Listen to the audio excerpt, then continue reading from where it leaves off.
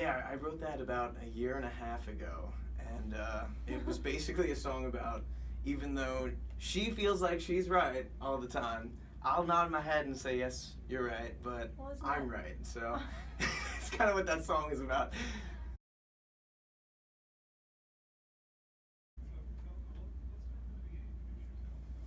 So I'm Patrick.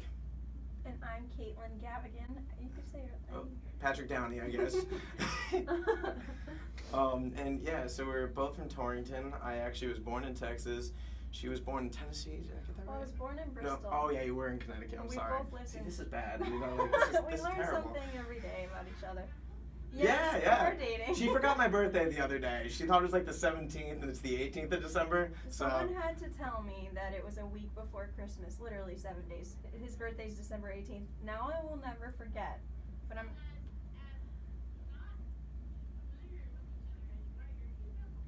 Thanks. Thank you. Well, we met kind of not typically in Torrington. We met at Performance Hub. It's an open mic setting. It's kind of in a way like the Buttonwood. You know, it's a very quaint, cozy kind of place too. We met a year and a half ago there. Yeah, and basically she caught me saying that I like the smell of cigarettes because it reminds me of the casino, and she said ew. That was the first word she ever said to me. Yeah, so that was great. And then he played a song on the stage, and I was just like, oh, heart. He was so cute. I thought he sounded great, and we talked afterward, and there it was. Oh yeah, Sweet. that's right. Yeah, hear that, Nick? Your name is being shouted across the globe.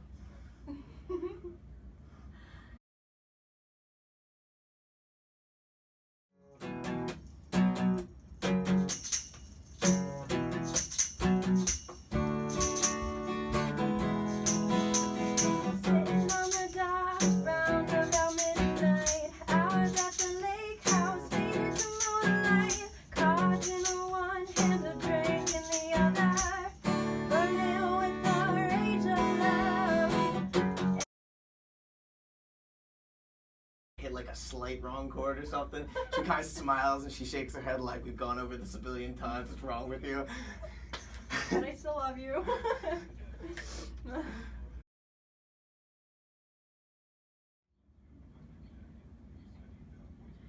I studied classical voice first, and then I studied jazz, and I really loved the jazz vibe at Western. It's incredible. The people are so passionate about music. I mean, it gets a little too intense sometimes because there's this row of practice rooms. There's like 10 on each wall, and there's like 4 walls. So you got 40 practice rooms, and everyone just goes in there and practices for a couple hours. And I know that sounds like, well, we're not really partying, so we don't get in trouble.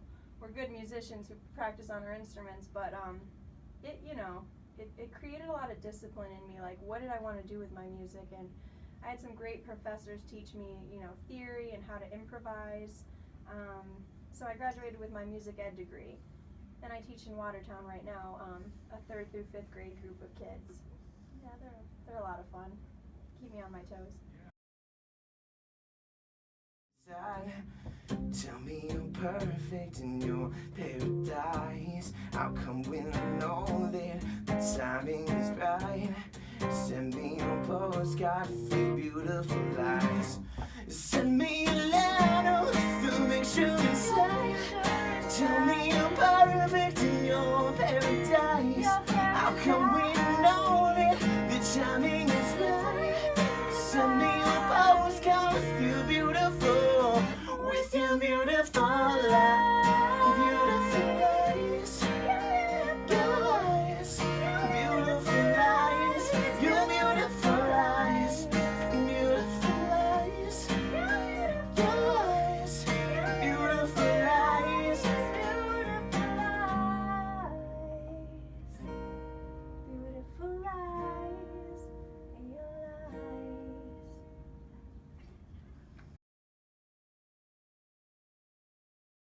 eyes. Sound engineer. Yeah, I mean, I've never had any like real formal training with that. It's been kind of like my dad bought me a little 8-track mixing board like by Elisa's for like $100 when I was like 10 years old, and I sounded terrible using that for like so long. And then finally one day, like I just kept like messing around with stuff. I'm getting a couple new pieces of gear, and then like I found out that you don't need that much to make a really good recording. It's really about how you use the limited stuff you have to get there. So yeah, I mean, I think our next big thing is a lot of this first album, and if you listen to the whole thing from start to finish, you'll notice that we have trouble deciding on a specific genre, and it's not that it's bad to have a lot of different genres and influences. It's just I think this next album that we are going to look to produce at some point in the like near future, I'm guessing, is definitely taking what we've learned together, and like now that we've found ourselves, grounded ourselves, you know, really try to up the ante a little bit and go a little extra, and you know, make something that wows people past what we've done so far. So we're different, like I said, with the backgrounds thing, and I think every relationship is learning, you know, how do you fit together with things that are so different about you, and we're also very similar about how we react to certain things, but I would say that we've come to some sort of place. This boy writes a song a day, easily. He can just, there's an idea in his head and he goes for it.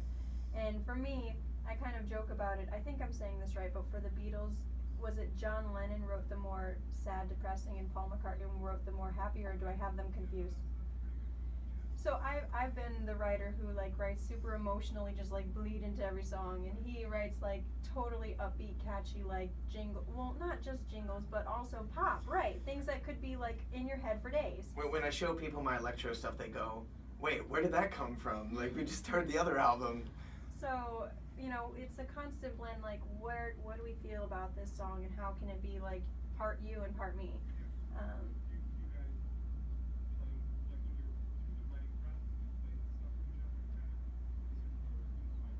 Yeah, I just showed her the cheesiest song I ever wrote yesterday, and she's listening to it. She's like, "Oh, yeah, we're gonna have to change a couple of those words." And I'm like, "But you'll write a couple parts, right?" And so we'll go back and forth like that, and then you know, it's weird, but like, you know, a month and a half later, the song is like completely different, but like in a good way, because she usually gives it substance, and I usually just pick whatever sounds like it would be repeatable by the masses, I suppose. Collab. This was the first song I wrote. It's called Vulnerabilities. To let go of things and, you know, find yourself and find what you want in life kind of song. Yeah. So here it is. My insecurities, my vulnerabilities have got me begging. Please don't leave me now. My insecurities, my vulnerabilities have got me begging. Please don't leave me. My past is a friend that shows up at the worst times to destroy and ruin. The baggage of voice that hurt me before you, they haunt me, and I'm broken. Sadly left me stripped of my dignity. At 14, a young girl is left wondering. The burning addictions that rise for a moment. There's better ways to get them, and you just can't let them in. My insecurities, my vulnerabilities that got me begging. Please don't leave me now. My insecurities, my vulnerabilities Have got me begging. please don't leave me. I wonder if you're the one. The one. The one, if you're the one, if you're the one, oh, if you're the one, yeah. Well, we She both- does. I do it sometimes, but I'm kind of like a hard head about it, so. Oh, Really? she doesn't mind. She'll go out there and she'll start doing lip bubbles and she'll go whoa whoa whoa whoa whoa whoa whoa whoa whoa whoa like up and No down shame. and up and I down, don't have shame. and people are just staring and I'm just like, hi guys. How you take care of your voice, the breath thing. If you just talk and like forget about breathing, yeah, like your high notes are gonna suffer. And also you can't just like belt high notes. I feel bad for the young singers who like are pushed by parents or whatever, like to sing these really intense, long, high notes. Like that's gonna kill your voice over time. You gotta lighten up a little, you know, and using the airflow and of course connecting to the story. Stop thinking about every note you sing and, you know, what are you singing about? Yeah, all of those things. But yeah, the regimen is like try to get enough sleep, warm up your voice. Lip bubbles are these fun things I'll have to show you guys afterward. And to answer your question, not yet on the yoga, but there's a new place that opened up in Torrington. Totally give her a shout out. A good friend of mine, Pam Pinto, and she has it's like a all like wellness kind of place where they do yoga and like a bunch of good eating and stuff like that. You know what? If that's it, that'll be cool.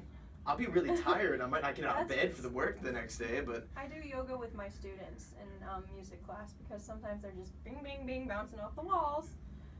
Yeah, and they love it. Oh my gosh, they love it. They eat it up. So.